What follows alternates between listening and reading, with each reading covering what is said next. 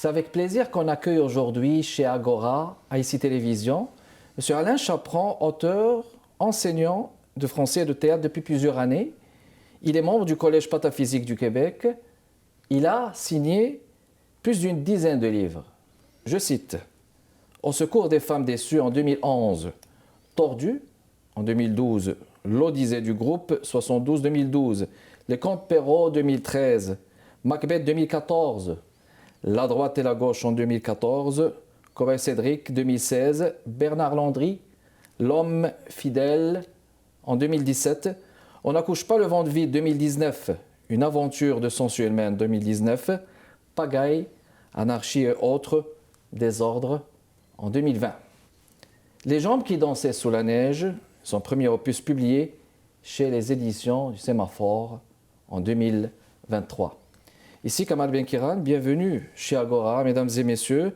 Monsieur Chaperon, je vous souhaite la bienvenue parmi nous. Merci, c'est gentil. Ça fait plaisir de vous accueillir. On va parler de ce livre. Bon, Les jambes qui dansaient sous la neige. Bon, titre métaphorique dans un premier temps. Vous êtes inspiré de certains auteurs, tels que Ionesco, Kafka. Vous êtes motivé aussi de dépeindre dans vos œuvres tout ce qui est absurde. Là, ça me rappelle un peu Camus aussi. Hein, oui, bien Camus, à mon avis, plus que Ionesco encore, est le plus grand architecte de l'absurde. Oui. Je pense particulièrement à La Peste, où on a beaucoup fait référence, lorsqu'on parlait de La Peste, au fait que ça dépeignait l'occupation allemande en France, mais plus que ça, les rats... Il n'y a pas d'explication en tant que telle à l'arrivée des rats. Il n'y a pas d'explication non plus au départ de ces rats-là. Et ça montre un petit peu, je vous dirais, la gratuité des choses, la gratuité des événements. Pourquoi telle catastrophe à une place et pourquoi pas ailleurs? Il n'y a pas de symbolique là-dedans. Alors, dans ce temps-là, ça illustrait bien l'absurde. Cependant, moi, mon absurde est plus inspiré, je vous dirais, par un bonhomme comme Ionesco, qui a été le grand déclencheur de ça. C'est une histoire que j'ai inventée, j'avais 22 ans.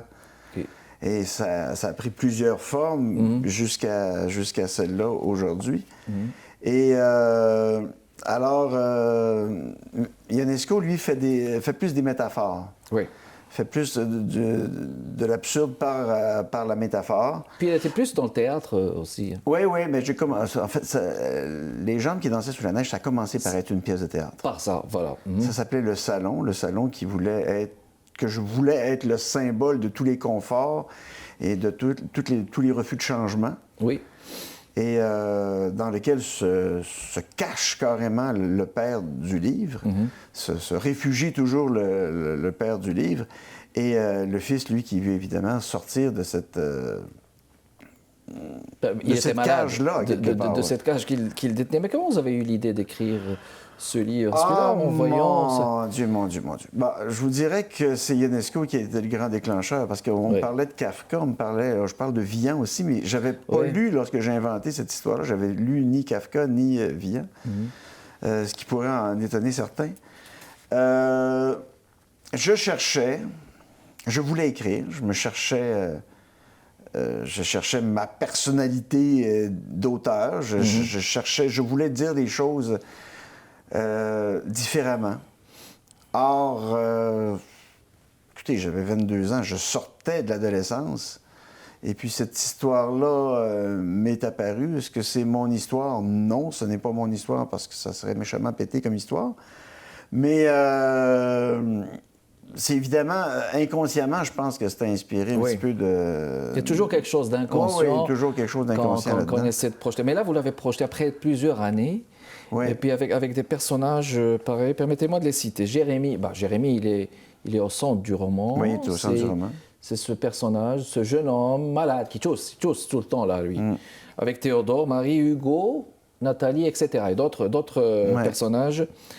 Puis, après lecture, j'ai eu comme l'impression que c'est des personnages qui sont comme dans un déséquilibre. Puis, ils cherchent plus ou moins à retrouver cet équilibre. Comme aussi, ils cherchent aussi de récupérer leur identité, là, quelque part. Je vais commencer par le père, qui, lui, est dans un équilibre et ne veut pas perdre cet équilibre-là. Or, ce que vit son fils, ça le déstabilise complètement. Voilà. Alors lui, son but, c'est pour ne pas perdre son équilibre, il va rechercher son fils Oui. pour justement conserver cette espèce de stabilité-là. Le fils, lui, cherche son équilibre. OK. Et pour chercher son équilibre, qui lui est personnel, il doit aller ailleurs. La mère, elle, est déstabilisée, mais la mère est le personnage le plus sain, S-A-I-N, Ouais. de l'histoire. Mm-hmm. Et d'ailleurs, elle aussi est un petit peu déstabilisée, mais elle a l'intelligence émotive de dire « Qu'est-ce que je dois faire pour le mieux de mon fils? Ouais. » D'ailleurs, c'est elle qui coupe le cordon. Vous n'aurez qu'à lire le livre pour en savoir plus. Voilà. Ouais. Et puis, tandis que l'enseignante, qui est un personnage important, qui est dans l'histoire, elle, c'est une enseignante et elle est plus à la recherche d'un déséquilibre qu'elle a perdu. Parce que c'est une espèce d'enseignante artiste. Oui, on artiste le devine quand on lit le livre. Et elle est plus à la recherche d'un déséquilibre perdu, c'est-à-dire peut-être qu'elle trouve sa vie trop sage et puis elle essaie de... Fait qu'elle essaie comme de combler quelque part un vide, mais surtout le sens de l'humour du père, là, Théodore. Le sens de l'humour Le père n'a pas d'humour, je trouve. Un humour noir, parce que là, j'ai un passage, je vais vous le dire, je vais vous le dire plus tard, mais quelque part, il est parfois désespéré, il est parfois... oui, tout à fait. Il est parfois... C'est peut-être la façon dont lui pense qui fait en sorte que ça devient drôle, ça devient absurde. Oui, je pense que c'est là le personnage est plus pathétique qu'autre chose.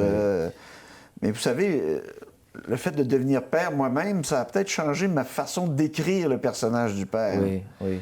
Puis, ça fait que... il y avait comment je vous dirais ça? Il fallait que je retravaille le personnage du père, parce qu'au départ, le personnage du fils, dans la pièce de théâtre, il n'était pas là. On ne l'entendait que tousser durant tout le long de la pièce. Oui, exactement. On le sent, dans les premières pages concernant Jérémie. Une pause, mesdames et messieurs, on revient dans les prochaines minutes. J'accueille Alain Chaperon. On parle de ce livre-là, qui vient de publier dernièrement aux éditions Sémaphore, Les jambes qui dansaient sous la neige. On vous revient.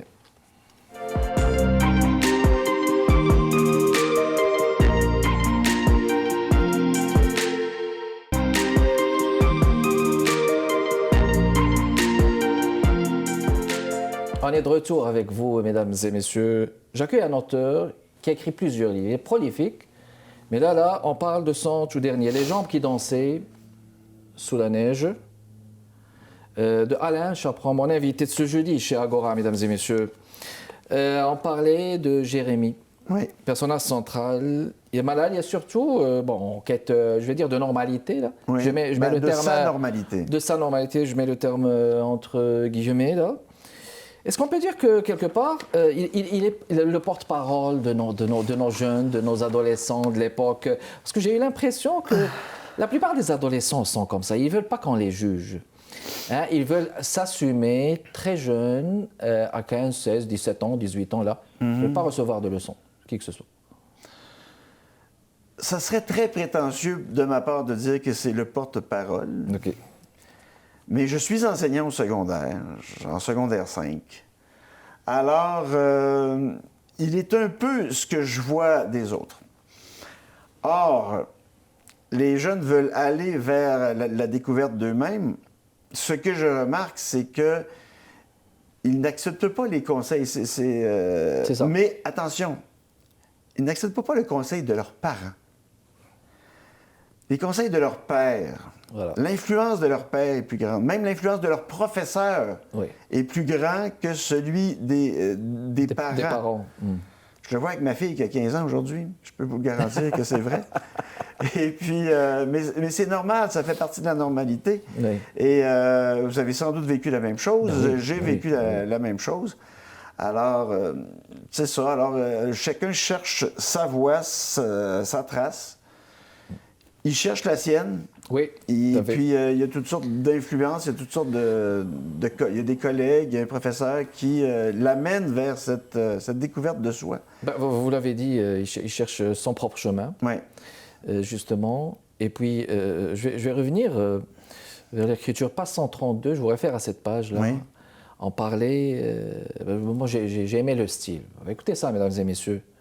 Page 132, extrait du livre, Les jambes qui dansaient sous la neige, pardon. Voilà pourquoi il se lança à corps perdu dans la protection de ce qui lui restait de son fils.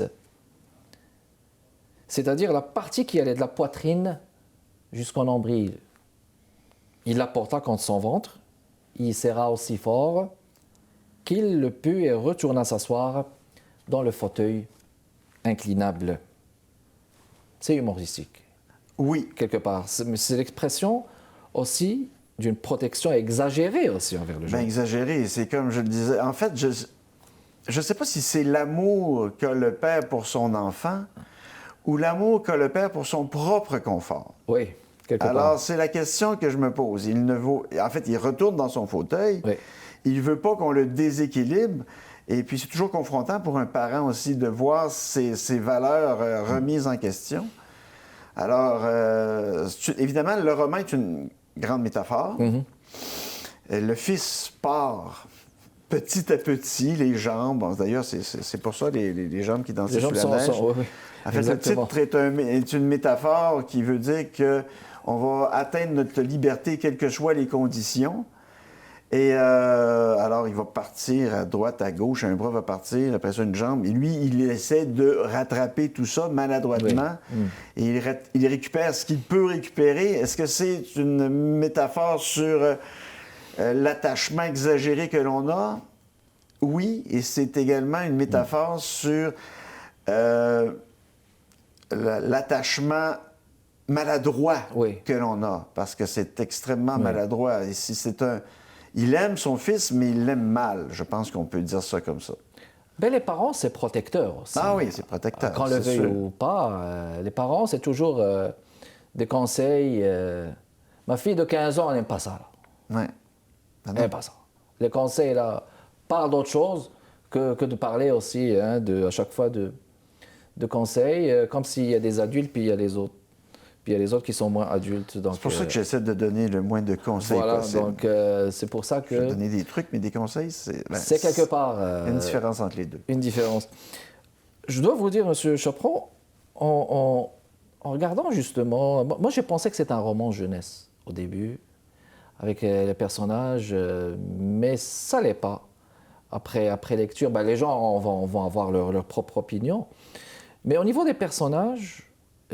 qu'est-ce qui vous rapproche justement de ces personnages que vous avez décrits dans ce roman?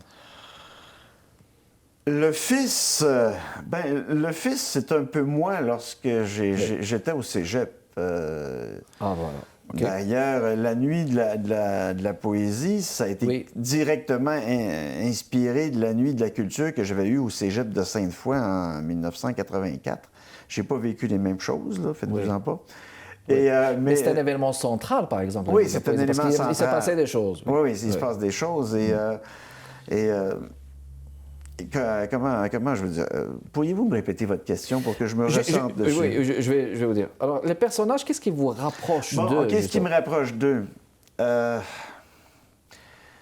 personnage du professeur artiste, évidemment, est proche de moi parce que j'aime voir mes élèves s'exprimer, exploser, s'ouvrir, fleurir, comme le personnage du roman. Le père, c'est un mélange entre moi et mon père à moi, une espèce de mélange de protection et de maladresse. Et la mère s'est beaucoup inspirée de ma propre mère, qu'on le veuille ou non. Les personnages des adolescents, ça ressemble à des personnages que j'ai connus. Que vous avez connus. C'est ça, que j'ai aimés, que j'ai connus, puis qui nourrissent l'œuvre, finalement. L'œuvre finale, oui. Qu'on le veuille ou pas, écrire quelque part, c'est une part de nous. On pige toujours dans ce qu'on connaît. Voilà, c'est une part de nous, on peut pas le nier. On peut inventer une histoire, là, mais il y a une petite leçon, une petite expérience quelque part, consciente ou inconsciente, qu'on injecte, qu'on insère dans notre roman. Encore une pause, mesdames et messieurs. On vous revient dans les prochaines minutes pour continuer cette discussion intéressante avec mon invité d'aujourd'hui. On parle de son tout dernier Les Jambes qui dansaient sous la neige, publié chez les éditions Sémaphore. On vous revient.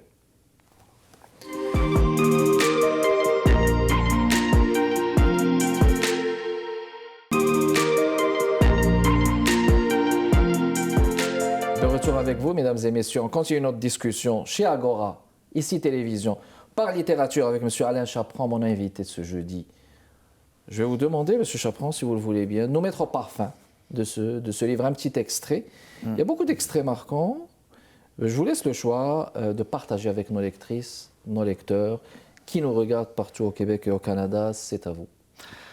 C'est un extrait où le père se rend compte que le fils est malade, il perd ses membres, il s'en va chercher de l'aide à l'extérieur, oui. Il s'en va demander de l'aide à son voisin qui a une voiture, oui. Mais le voisin est aveugle. Ah, oui, oui. D'accord. Alors, est-ce que je peux vous emprunter votre voiture? J'y ferai attention, je suis même prêt à payer si je cause des dégâts. Ça aussi, c'est inutile. Comment ça, je peux vous signer une décharge? Ça peut vous rassurer. Mais je n'ai pas les clés. On n'entendit que le souffle du vent pendant 2 secondes. « Pourquoi avez-vous une voiture? » demanda le père hébété. « C'est très simple, c'est parce que je n'ai pas envie que les gens sachent que je suis aveugle. »« Mais qu'est-ce que ça change? »« Ça change tout, monsieur. Ça change le regard que les gens ont sur vous. »« Mais vous ne le voyez pas, leur regard. »« Non, mais je le sens, c'est encore pire. »« Vous le sentez comment? Je ne vous ai jamais vu sortir de chez vous. Pas besoin de sortir de chez moi. J'ai seulement à écouter les émissions à la télévision. C'est fou les préjugés qu'on retrouve en société. Quand ce n'est pas contre les Noirs ou les musulmans, c'est contre les homosexuels ou ceux qui n'ont pas d'enfants. » Théodore n'en croyait pas ses oreilles. Qu'est-ce que c'était que cet extraterrestre qui vivait dans le même quartier que lui? Moi, par exemple, continua l'aveugle, on dit que je suis un blanc, mais je ne le sais pas. Je n'en ai pas la preuve. Si ça se trouve, je suis un noir musulman et homosexuel. Comme j'en avais marre de tous ces préjugés sur mon dos, j'ai acheté une voiture, ça en fera toujours taire quelques-uns. Ça, moi, j'avais aimé cet extrait, justement. Ce monsieur qui voit pas et qui sent avec le cœur, là. Et il pèse ses mots. Oui, il pèse ses mots. Oui, mais en tout cas, c'est senti, c'est absurde. Oui, c'est absurde. Mais voilà, c'est senti, voilà. Mais c'est un petit clin d'œil à notre société aussi. J'aime bien faire ce genre de choses-là, mais on n'en est pas à une absurdité près, ni même à un préjugé près. Mais c'est des préjugés qui sont là, qui sont présents. Vous en faites allusion. Moi, après lecture, j'en sors avec certaines évidences, comme quoi la droiture, ça n'existe pas, comme quoi il faut laisser couler certaines choses, il faut permettre certaines choses. Mais est-ce que c'est si évident que ça? C'était quoi votre message dans le fond, M. Chaprand, avec ce livre-là? Oh, je pense pas que je peux dire que j'avais un message. Okay. J'aime pas beaucoup les livres à message. C'est plus j'appelle plus ça un portrait. Oui. Un portrait d'une certaine réalité que j'ai voulu rendre originale, différente, que j'ai voulu illustrer d'une autre façon. De messages, sincèrement, je n'en vois pas. Sinon, de laisser aller les choses, sinon oui, la droiture existe, mais la crochure existe aussi. Et elle est parfois bénéfique, elle fait parfois du bien. Et sortir des sentiers battus, s'en aller là où on ne vous attend pas, aller vers la gauche quand tout le monde vous attend à droite, ben c'est parfois bénéfique et c'est souvent excellent pour le moral et pour la santé mentale. Tout à fait, exactement. Ouais. Exactement. Puis, bon, c'est sûr, comme vous dites, un roman avec des thématiques, il y en a qui adressent des messages, il y en a qui laissent le livre ouvert. Oui, oui. Puis, bon, c'est correct. C'est chacun est libre de faire ce qu'il veut, puis c'est correct. C'est une question de liberté. Oui, tout à fait. Mais on parlait au début, justement, de conseils. Vous dites, de prime abord, que bon, les conseils, vous n'aimez pas en donner, mais moi, j'en ai vu certains conseils. Vous êtes en train de les... vous en avez argumenté tout à l'heure. Les jeunes, quand même, ils ont des difficultés. Ils éprouvent la plupart des difficultés de l'acceptation de soi, peut-être parce qu'à cause de notre société, à cause du système. C'est quoi votre mot à eux, justement? Le mot que je pourrais leur dire, c'est En tant qu'enseignant, soyez courageux. En tant qu'éducateur aussi? Ce serait soyez courageux. Okay. Lorsqu'on est différent, en fait, c'est pas tant l'acceptation de soi qui est difficile. Je vous dirais plus que c'est l'aveu qui l'est. C'est plus le regard des autres qui est difficile que l'aveu. Parce que si on avait une société totalement ouverte, il y aurait moins de difficultés, il y aurait plus d'abus cependant. Alors voilà, c'est pour ça que c'est essentiel de garder une espèce d'équilibre, mais il est essentiel d'être courageux. D'un autre côté, je ne voudrais pas vivre en Afghanistan ou dans des pays où on n'a pas le droit d'être un artiste, on n'a pas le droit d'être gay, on n'a pas le droit de penser presque. Mais lorsqu'on sort des sentiers battus, lorsqu'on fait partie d'une minorité, mon message, c'est soyez courageux, parce que ça prend du courage dans la vie. Et lorsqu'on est différent, ça en prend souvent plus. Et on est condamné à avoir du courage. Oui. Et il n'y a rien de plus facile que d'être normal. Oui. Mais... je me demande toujours s'il y a des gens qui sont vraiment normaux. Chacun a son anomalie. Mais ça, c'est un mot très important que vous dites, M. Chaperon, l'aveu. Oui. Parce que, heureusement, au Québec, on est dans une société ouverte et démocratique. Là, et puis, quelque part, les jeunes devraient être courageux. Parce qu'ailleurs, c'est pas si évident que ça. Ne serait-ce que par solidarité humaine. Voilà, et par empathie. Oui, par empathie, solidarité humaine, dire je vois ce qui se passe. Et mon devoir à moi, c'est de franchir les tabous. Parce que plus les gens franchissent les tabous, plus il risque d'y avoir un écho. On est rendu dans un village global. Exact. Et pourquoi ne pas faire profiter... si le message peut se rendre, mais tant mieux. Exactement. Ouais. Les jambes qui dansaient sous la neige, c'était le livre de la semaine, mesdames et messieurs. Mon invité d'aujourd'hui, M. Alain Chaperon, projet d'écriture. Vous allez être présent au Salon du Livre, j'imagine? Je vais être présent au Salon du Livre. J'ai beaucoup de projets d'écriture. Ça bouillonne. Je rêve d'écrire un roman où des parents blancs, racistes, accouche d'un enfant noir sans qu'il y ait eu infidélité. Juste pour voir jusqu'où l'imbécilité peut aller, juste pour voir jusqu'où les parents peuvent aller avec leurs préjugés, tout ce genre de choses-là. Je pense que ce serait une belle histoire, mais j'ai peur comment je vous dirais ça, au syndrome de l'imposteur. Eh bien voilà, merci d'avoir répondu à notre invitation. Monsieur Alain Chaperon, auteur de Les jambes qui dansaient sous la neige, allez acheter ce livre. C'est une lecture méritante. Merci beaucoup. Kamal Benkiran avec vous. Au revoir.